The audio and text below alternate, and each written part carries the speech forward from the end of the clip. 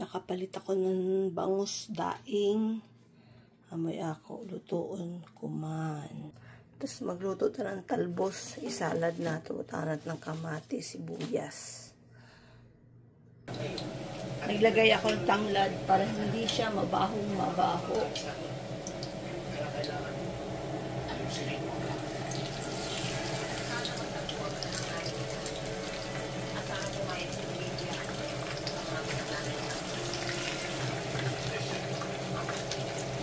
Para dili mamaho an imo bayay kabuta anak ng tangyad.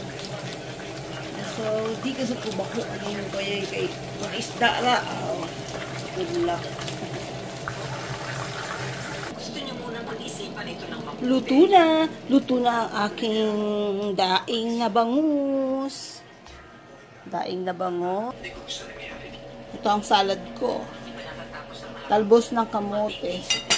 Pipigaan ko ng lemon. At saka kunting asin. That's it. Mga oras